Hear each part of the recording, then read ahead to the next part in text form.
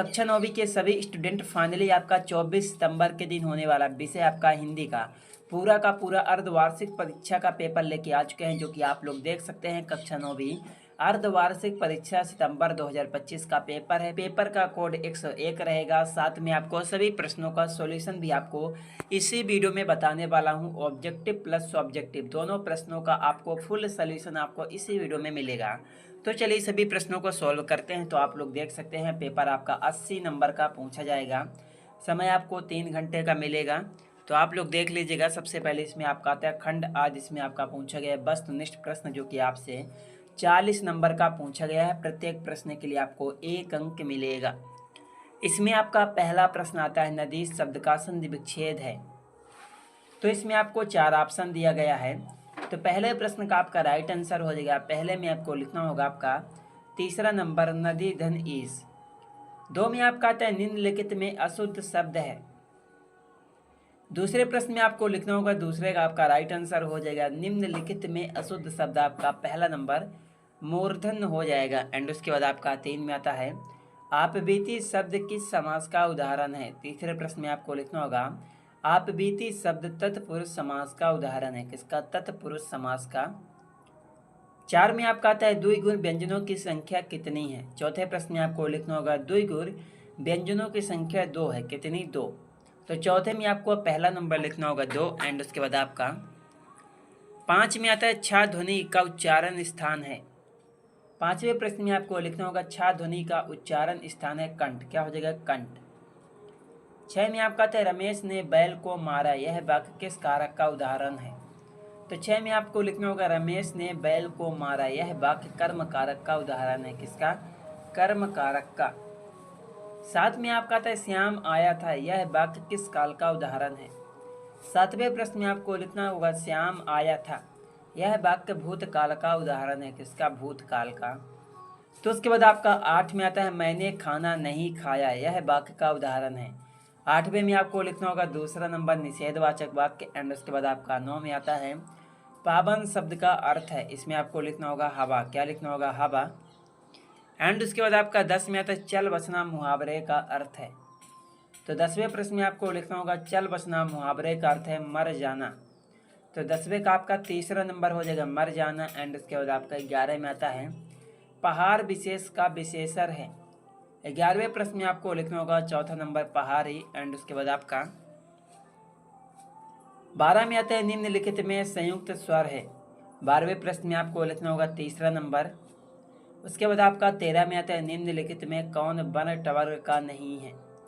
13वें प्रश्न में आपको लिखना होगा दोस्तों आपका तीसरा नंबर हो जाएगा अंगा। एंड उसके बाद आपका 14 में आता है प्लतु स्वर के उच्चारण में कितना समय लगता है। 14वें प्रश्न का आपका राइट आंसर हो जाएगा आपका चौथा नंबर इनमें से कोई नहीं। एंड उसके बाद आपका 15 निम्नलिखित में से कौन स्पर्श व्यंजन है। इसमें आपको लिखना होगा आपका दूसरा नंबर सा। एंड उसके बाद आपका 16 में आता है अमृतलाल नागर का ननिहाल कहाँ था। 16वें प्रश्न में आपको लिखना होगा अमृतलाल नागर का ननिहाल गोकुलपुरा में था। कहाँ था? गोकुलपुरा में।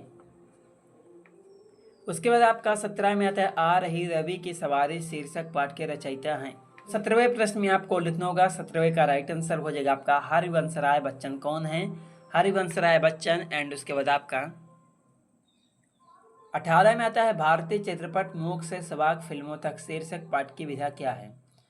18वें प्रश्न में आपको लिखना होगा 18वें का राइट आंसर हो जाएगा नाटक। एंड उसके बाद आपका 19 में आता है आ रही रवि की सवारी शीर्षक पाठ में कली कुसुम से क्या सजा है। 19वें में आपको लिखना होगा आ रही रवि की सवारी शीर्षक पाठ में कली कुसुम से पथ क्या सजा है। पथ। तो आपको 19वें में दूसरा नंबर लिखना होगा पथ। उसके बाद दोस्तों आपका 20 में आता है भारतीय चित्रपट मूक से सवाक फिल्मों तक शीर्षक पाठ के लेखक कौन है। 20वें प्रश्न में आपको लिखना होगा 20वें का आपका राइट आंसर हो जाएगा राजेंद्र प्रसाद। एंड उसके बाद आपका 21 में आता है आ रही रवि की सवारी नामक पाठ की विधा क्या है। 21वें प्रश्न में आपको लिखना होगा 21वें का आपका राइट आंसर हो जाएगा आपका चौथा नंबर कविता। तो उसके बाद आपका 22 में आता है आ रही रवि की सवारी शीर्षक पाठ में कौन कीर्ति गायन गा रहे हैं। 22वें प्रश्न में आपको लिखना होगा पहला नंबर पशु पक्षी और गायक। एंड उसके बाद आपका 23 में आता है अमृतलाल नागर मूलतः कौन थे। इसमें आपको लिखना होगा अमृतलाल नागर मूलतः बिहारी थे। कौन थे? बिहारी। एंड उसके बाद आपका 24 में आता है स्टार थिएटर की स्थापना किसने की थी। इसमें आपको लिखना होगा स्टार थिएटर की स्थापना मिस्टर अल्फ्रेड ने की थी। किसने? मिस्टर अल्फ्रेड ने। 25 में आपका आता है सिनेमा के क्षेत्र में भारत का सर्वोच्च पुरस्कार निम्न में कौन है। 25वें का राइट आंसर हो जाएगा सिनेमा के क्षेत्र में भारत का सर्वोच्च पुरस्कार निम्न में से दादा साहब फाल्के। क्या हो जाएगा? दादा साहब फाल्के। 26 में आपका आता है पटना में कला और शिल्प महाविद्यालय की स्थापना किसने की थी। 26 का आपका राइट आंसर हो जाएगा पटना में कला और शिल्प महाविद्यालय की स्थापना राधा मोहन बाबू ने।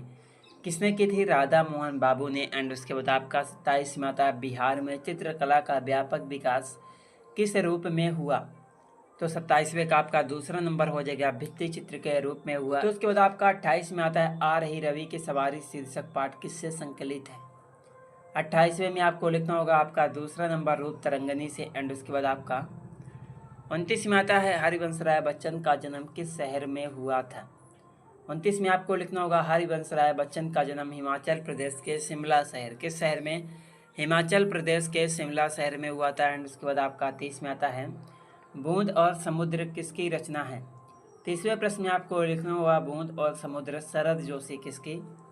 शरद जोशी की रचना है। तो आपको इसमें लिखना होगा पहला नंबर शरद जोशी। उसके बाद आपका आता है प्रश्न नंबर 31 जिसमें आपका पूछा गया भारत का पुरातन विद्यापीठ नालंदा शीर्षक पाठ की विधा है। 31 में आपको लिखना होगा आपका तीसरा नंबर निबंध। एंड उसके बाद आपका 32 में आपका आता है ग्राम गीत का मर्म शीर्षक पाठ के लेखक हैं। 32 में आपको लिखना होगा पहला नंबर शिव पूजन सहाय। एंड उसके बाद आपका 33 में आता है लेखक शिव पूजन सहाय रचित एकमात्र उपन्यास का नाम क्या है।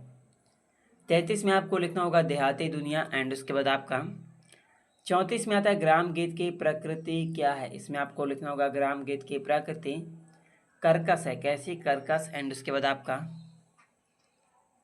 35 में आता है खरी बोली का प्रथम महाकवि होने का श्रेय किनको मिला है। 35 में आपको लिखना होगा 35वें का राइट आंसर हो जाएगा खरी बोली का प्रथम महाकवि होने का श्रेय गुरु गोविंद सिंह को मिला है। एंड उसके बाद आपका 36 में आता है धूल शब्द का अर्थ है। इसमें आपको लिखना होगा धूल। उसके बाद आपका 37 में आता है गुरु गोविंद सिंह का जन्म कहाँ हुआ था। इसमें आपको लिखना होगा गुरु गोविंद सिंह का जन्म कहाँ हुआ था। बनारस में। एंड उसके बाद आपका 38 में आता है कवि मंजर ने प्रेम को संसार में किसके समान अमूल्य माना है। 38 में आपको लिखना होगा दोस्तों 38 का आपका राइट आंसर हो जाएगा आपका राज मुकुट के समान। 39 में आपका आता है भक्त कबीर दास ने अपने आराध्य के समक्ष अपने आप को क्या माना है। 39वें में आपको लिखना होगा 39वें का आपका राइट आंसर हो जाएगा चौथा नंबर शक्तिशाली। एंड उसके बाद आपका 40 में आता है कबीर दास की नज़र में ईश्वर के पूजा अर्चना के लिए चढ़ाए जाने वाले फल फूल जल कैसे हैं। तो आप लोग यहाँ पर देखिए 40वें का राइट आंसर हो जाएगा आपका अनूठे। कैसे हैं? अनूठे हैं। तो उसके बाद आपका आता है खंडवाद जिसमें आपका पूछा गया विषयनिष्ठ प्रश्न। तो प्रश्न नंबर 1 में आता है निम्नलिखित प्रश्नों में से किसी एक विषय पर निबंध लिखें 10 नंबर का। तो उसके बाद आपका प्रश्न नंबर 2 आता है निम्न में से किन्हीं 5 प्रश्नों को उत्तर दे 10 नंबर का आपका ये भी पूछा गया है। उसके बाद आपका प्रश्न नंबर 3 में आता है परीक्षा शुल्क माफ करने हेतु अपने विद्यालय के प्रधानाध्यापक के पास एक आवेदन पत्र लिखे 5 नंबर का। तो उसके बाद आपका आता है प्रश्न नंबर 4 जिसमें आपका पूछा गया निम्नलिखित प्रश्नों में से किन्हीं 5 के उत्तर दे 10 नंबर का आपका ये पूछा गया है। तो उसके बाद आपका आता है प्रश्न नंबर 5 जिसमें आपका पूछा गया निम्नलिखित प्रश्नों में से किन्हीं 3 के उत्तर दे 5 नंबर का। तो आप लोग इन सभी प्रश्नों को आप लोग अच्छी तरह से देखकर याद जरूर कर लीजिएगा। कहीं पर भी आपको डाउट होगा कमेंट बॉक्स पर कमेंट जरूर कीजिएगा। चलिए मिलते हैं किसी नेक्स्ट वीडियो में आपसे।